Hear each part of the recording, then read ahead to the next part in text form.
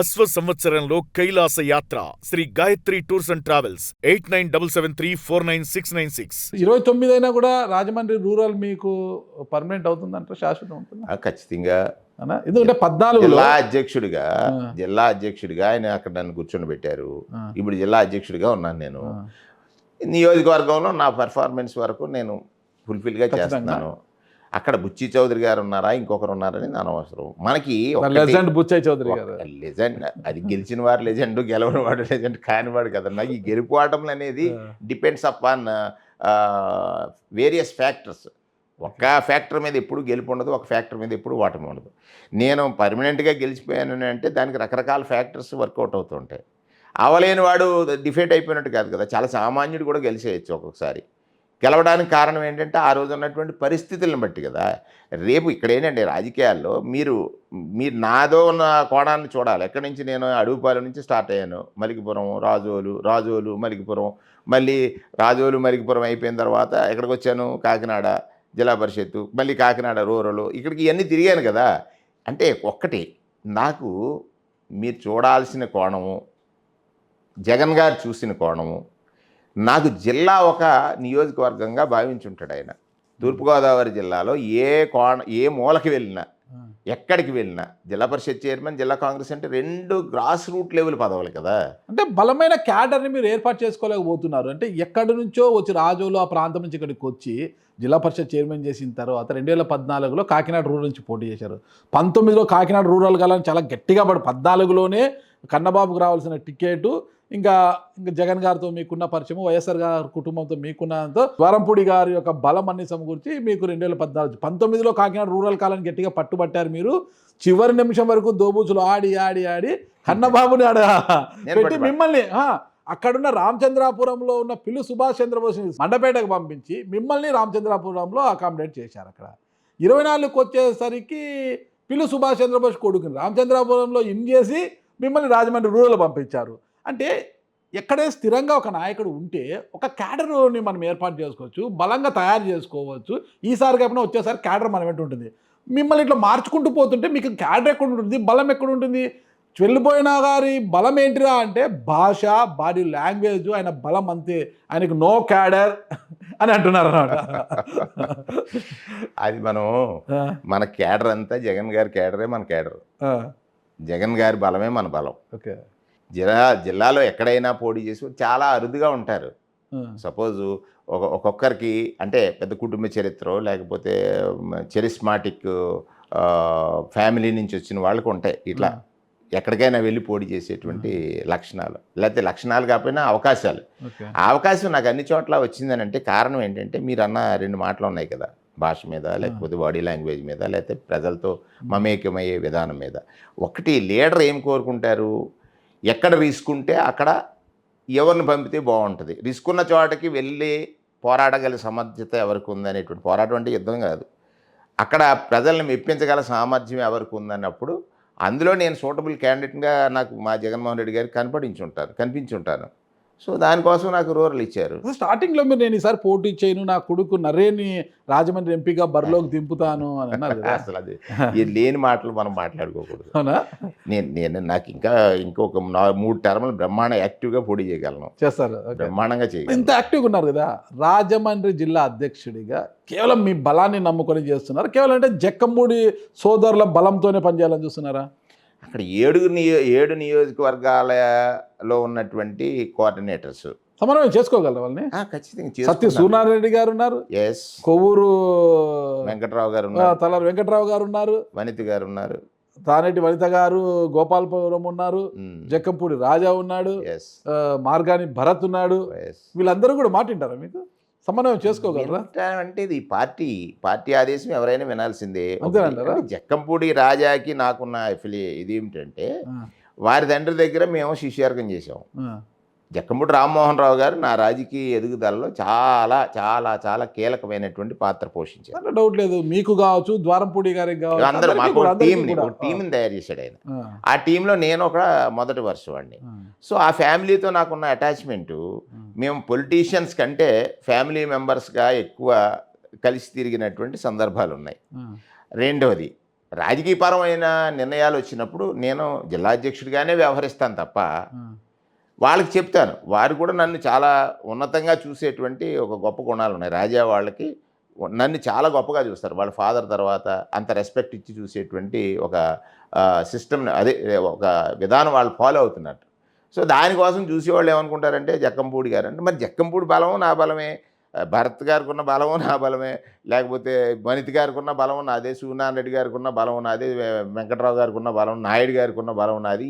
ఈ ఏడుగురు కలిస్తేనే కదా నాకు బలం. ఏడుగురు కానీ కలిస్తే నాకు ఇక్కడ బలం. ఇక్కడ మార్గాన్ భరత్కి మీకు ఎంత మాత్రం బంధం ఉంది అనేది అందరికీ తెలిసిన విషయం. ఆ విషయం పక్కన పెడితే జక్కంపూడి రామ్మోహన్ గారి కుటుంబంతో మీకున్న అనుబంధం, ఆయన శిష్యుడు మీరు, ఆ ఫ్యామిలీ మీకు బాగా రెస్పెక్ట్ ఇస్తుంది అంటే సోదరులు ఇద్దరితో మీకు మంచి అనుబంధం ఉందా? జక్కంపూడి రాజాతో మాత్రమే మీకు మంచి అనుబంధం ఉందా? ఇద్దరితోటి మరి మంచి అనుబంధం ఉంది. ఒక చిన్న వార్త ఏదో వచ్చింది పేపర్లో, రాజమండ్రి రూరల్ నుంచి జక్కంపూడి గణేష్ అని. అది ఎందుకు వాళ్ళు అంత అనుబంధం ఉన్నప్పుడు కూర్చొని తండ్రి కొడుకుల్లాగానో లేదా అన్నదమ్ముల్లాగానో కూర్చొని మాట్లాడుకోవచ్చు కదా. పొలోమంటూ జగన్మోహన్ రెడ్డి గారికి మీరు ఫిర్యాదు చేశారు. జగన్మోహన్ రెడ్డి గారు జక్కంపూడి గణేష్ను పిలిపించడము, అప్పుడు ఏదో భరత్ నేనే ఓడించానన్న వీడియోలు అవి బయట పెట్టడము, ఈ పేపర్లు వచ్చి ఏంది గణేష్ ఏమనుకుంటాను, ఆయన క్లాస్ పీకేసి ఈ విషయంలో భరత్తో వెళ్ళి కూడా ఏదో సారీ చెప్పించారనేసి, మీ విషయంలో బాగా మందలించారనేసి, ఈ నేపథ్యంలో జక్కంపూడి గణేష్ చాలా సంతృప్తిగా ఉన్నాడు అనేది బయట జరుగుతున్న చర్చ. ఇదంతా కాదంటారా? మార్నింగ్ బ్రహ్మాండంగా మాట్లాడాడు, నిన్న మాట్లాడాడు, జగన్ గారిని కలిసి బయటకు వచ్చి ఫస్ట్ ఫోన్ నాకే చేశాడు. మీరు కంప్లైంట్ చేశారు లేదు జగన్ గారికి? రూరల్లో అది నేను కంప్లైంట్ చేయలేదు, ఎప్పుడు కంప్లైంట్ చేయను.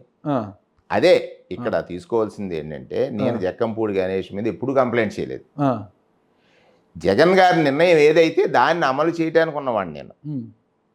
జగన్ గారు గణేష్ వచ్చి ఒక నిర్ణయం ప్రకటించిన తర్వాత దాంట్లో వాస్తవం ఉందా లేదు తెలుసుకోవడం వరకే చేశాను తప్ప, ఒకటండి, జగన్మోహన్ రెడ్డి గారు వైఎస్ఆర్ కాంగ్రెస్ పార్టీలో వేణుగోపాలకృష్ణకి ఏమి చెప్పినా వింటాడు చేస్తాడనేటువంటి నమ్మకం ఆయనకు ఉందో లేదో నాకుంది. నేను చెప్పాను కదా, ఇప్పుడు 3 సార్లు ఇట్లా మారిన అట్లా 2008 నుంచి ఆయన రాజకీయ ప్రారంభం రోజు నుంచి చంద్రశేఖర్ రెడ్డి నేను ఆయన దగ్గర ఉన్నప్పటి నుంచి ఇవాళ వరకు కూడా ఆయనకి కొంతమంది మీద కొన్ని నమ్మకాలు ఉన్నాయి. ఆ నమ్మకాలు నిలబెట్టుకునే వాళ్ళు కొంతమంది ఉంటే అందులో నేనున్నాను. సో దానికి జక్కంపూడి గణేష్కి, రాజాకి, వేణుకి ఏ మాత్రమూ పొరపచ్చు లేదు. ప్రతి విషయం కూడా పిన్ టు పిన్ జరిగిన విషయం నాకు గణేష్ చెప్తాడు, గణేష్కి నేను చెప్తాను. ఇప్పటికి కూడా చెప్తాను, నా కొడుకులు ఎంతో జక్కంపూడి గణేష్ అండ్ రాజా అంతే. నా నరేన్కి ఏం చెప్తానో వాళ్ళకి అది చెప్తాను. నరేన్కి గణేష్ మీద కంప్లైంట్ చేసింది ఎవరు? జగన్ గారికి కంప్లైంట్ ఏం లేదండి. యాక్చువల్ జరిగిన దాని మీద ఇవాళ ఏదైతే తను మాట్లాడిన దాని మీద ఏదో పత్రికలో రాశారో అవన్నీ వాళ్ళకి ఆ ఫీడ్బ్యాక్. కంప్లైంట్ చేసింది ఇప్పుడు నేను చెప్పడానికి లేదు మీకు. కంప్లైంట్ చేసింది ఎవరుంటారు? 7గురిలో ఎక్కువ వాళ్ళకి ఎవరు, నేనెందుకు చెప్తాను అవన్నీ? కంప్లైంట్ చేసి వాళ్ళు కంప్లైంట్ చేస్తాను, నేను ఎందుకు కంప్లైంట్? భరత్ గారికి మీకు అంత ప్రోగ్రామ్ పెట్టినా భరత్ గారికి మీరు పెద్దగా సమాచారం ఇవ్వడం లేదు. భరత్ను డమ్మీ చేయడానికే చెల్లిబోయిన గారు చూస్తున్నారు. భవిష్యత్తులో భరత్ మీకు ఇబ్బందిగా మారుతాడనే భయముతో భరత్ను డమ్మీ చేయాలని చూస్తున్నారు. మార్గాన్ భరత్ని అంటున్నారు. నాకెందుకు ఇబ్బంది అవుతాడు భరత్? అవునండి, ఖచ్చితంగా రాజమండ్రి జిల్లా నుంచి ఒకరికి బీసీకి ఒకరికి మంత్రి ఖచ్చితంగా ఉంటుంది. అలా బీసీలు తీసుకుంటే మీరు మార్గాని భరత్ ఇద్దరు బీసీ, ఆయన గౌడ సమాజంలో, మీరు చెట్టిబల్జా, ఇద్దరు కూడా ఉపకులాలే మీరు అందరూ కూడా ఇక్కడ. ఆ విధంగా వచ్చినప్పుడు ఉన్నత విద్యావంతుడు యువకుడు చాలా హుషారుగా పరిగెత్తుంటాడు. సరే, మీరు ఆ వయసు తీసుకుంటే మీకు ఏం తక్కువ కాదు, మీరు కూడా యువకుడిలాగే కనిపిస్తారు, ఉత్సాహంగా ఉంటారు, ఉరకలేస్తూనే ఉంటారు. ఎలా వచ్చినా కూడా మార్గాని భరత్కి ఒక అవకాశం వచ్చే అవకాశం ఉంటుంది ఇక్కడ మంత్రి పదవి రేసులో. అంటే మీకు పోటీ అవుతాడు కదా, భరత్ ఆడ ఓడిపోతే ఇంకా ఉండేది మీరే మంత్రి. మళ్ళా అది చాలా పొరపాటు అన్న. ఎంచేతంటే ఒకరు ఓటమి మనకి గెలుపు అవ్వకూడదు. మేమంతా కలిసి ఉన్నాం, గెలవాలి. లీడర్ నిర్ణయం అది. జగన్మోహన్ రెడ్డి గారి నిర్ణయం, ఆయన ఓడిపోతే నేను మంత్రి అవుతాను అనేటువంటి భావన ఏ రోజునే నాకు ఉండదు. నేనేం నమ్ముతానంటే, నా విష్ణు పృథ్వీపతి, విష్ణాంశం ఉందనుకోండి, వాడు బ్రహ్మాండమైన వెలుగుతాడు. నేను రోజు విష్ణు సహస్రనామ పారాయణం చేస్తాను. ఆయన ఏది ఇస్తే అది, అందులో ఆయన ఉండాలని అనుకుంటాను అంతే తప్ప, మంత్రి అవడానికి ఈనాడు వస్తే ఇది ఏమైనా కాంగ్రెస్ పార్టీ కాదు కదా, లేకపోతే నేషనల్ పార్టీ అయితే ఇది పోతే అది వస్తుంది, ఈ ఈక్వేషన్ ఆ ఈక్వేషన్. ఇక్కడ నిర్దిష్టమైనటువంటి అవగాహన నాయకుడికి ప్రతి వ్యక్తి మీద ఉంది. ఇక్కడ అన్నిటికంటే మీరు ప్రమాదకరమైనటువంటి ఒక మాట చెప్పారు. ఒకరిని ఓడించిన తర్వాత జగన్మోహన్ రెడ్డి గారు ప్రేమ పొందుదాం అనుకుంటాం అనేటువంటిది ఒక రకంగా అవివేకం అవుద్ది. అంటే పార్టీ కార్యక్రమాలకు భరత్కు పెద్దగా మీరు సమాచారం ఇవ్వట్లేదు, ఆయన ఎందుకు? కలుపుకొని పోవడంలో కాస్త అటు ఇటు నిన్న కదా ఆడుతున్నారు. నిన్న 3 రోజులు 4 రోజుల క్రితం వెళ్ళి శుభ్రంగా బ్రహ్మాండంగా పక్కన కూర్చొని మాట్లాడి వచ్చాను. కడుపులో కత్తులు లేవు అప్పుడు, కత్తులు కడుపులో కత్తులు లేవా? దీనికి అసలు భరత్కి మనకి ఒక్కటండి, భరత్కి మనకి పోరాటం చేసుకోవాల్సింది లేదా ఇంకోటి చేసుకోవాల్సింది అవసరం. అతనితో ఒక స్టైల్. ఓకే, నేను ఎంతవరకు అంటే నా ఫంక్షనింగ్ వరకు నేను జిల్లా ప్రెసిడెంట్గా తనతో ఎంత చెప్పాలి, ఎంత ఉండాలి అనేటువంటి. నేనేమంటానంటే జకంబూడితో క్లోజ్నెస్కి వాళ్ళతో నాకున్నటువంటి ఎఫిలియేషన్ చాలా కాలం నుంచి ఉంది కదా. సో ఇతనితో కూడా అదే ఉంది. అతను ఏంటి భరత్ ఏంటి, తను తీసుకునేటువంటి నిర్ణయాలు స్వతంత్రంగా చేయాలనుకుంటాడు, చేస్తాడు. దానికి దీనికి ఏమో సంబంధం ఉండదు.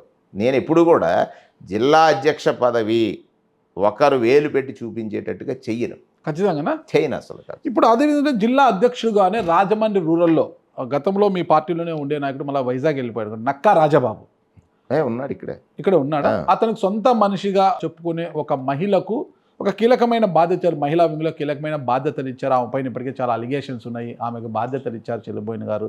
ఇదంతా కూడా పార్టీకి మచ్చ తెచ్చే విషయం కాదా అంటున్నారు. మరి ఎవరికి కీలక బాధ్యత లేదు, అందరూ కీలక బాధ్యతలే. నక్కా రాజబాబు సెక్రటరీ, ఇక్కడే ఉన్నాడు ఆయన. మహిళలు చాలా తక్కువ ఉంటారు మా దగ్గర. మాట్లాడించడానికి కొంత సెట్ ఉంటుంది. నాకు అందరూ సమానమే, అందరితోటి సమానంగానే ఉంటాయి. ఇప్పుడే నేను జస్ట్ మీటింగ్ చేసి వచ్చాను ఇప్పుడు నీ ఇంటర్వ్యూ కోసం. అందరూ ఉన్నారు అక్కడ.